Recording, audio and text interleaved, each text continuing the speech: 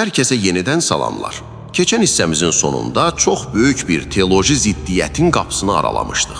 Dedik ki, Şia alimləri İbrahimin ayədəki imamətini onun ağır sınaqlardan keçərək haqq etdiyi, yəni layiq olduğu bir mükafat kimi təfsir edirlər. Bəli, və sən dedin ki, bu layiq olmaq məntiqi əslində Şia inancının təməli ilə toqquşur. Axı niyə toqquşsun? İnsan çoxlu ibadət edib, sınaqlardan keçib imam ola bilməz ki? Qətiyyən ola bilməz.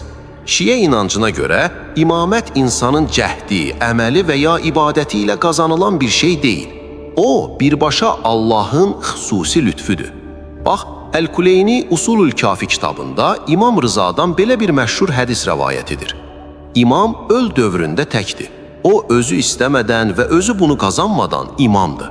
Bu, bütün nemətləri bəxş edənin xüsusi lütfüdür. Aha! İmam Rızaya nisbət edilən söz deyir ki, özü bunu qazanmadan.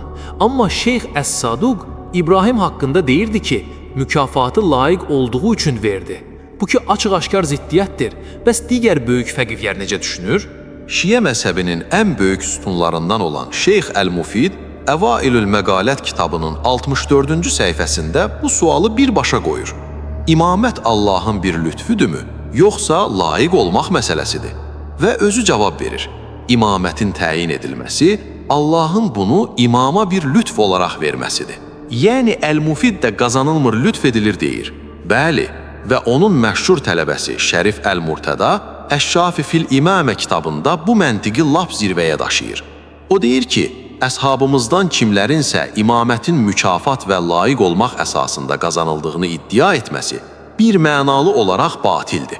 Niyə belə kəskin rədd edir ki? Qazanmaq pis şey məgər? Çünki Şərif Əl-Murtəda çox ağıllı adam idi və riskləri görürdü.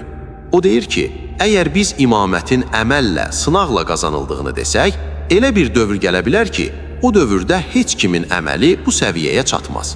Belə olan halda yer üzü imamsız qalar.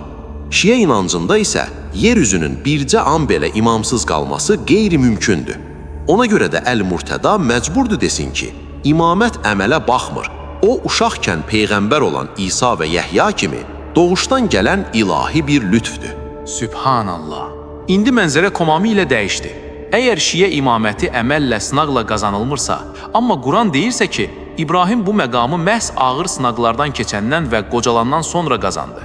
Deməli, İbrahimə verilən bu imamətlik, Şiələrin iddia etdiyi o terminoloji, teoloji imamətlik ola bilməz.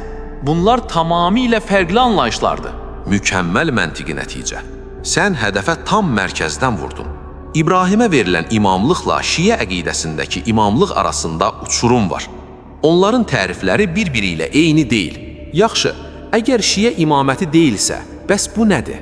Axı Şiələr deyirlər ki, imamlıq eyni zamanda həm də siyasi hakimiyyətdir, dövlət idarə etməkdir, rəhbərlikdir.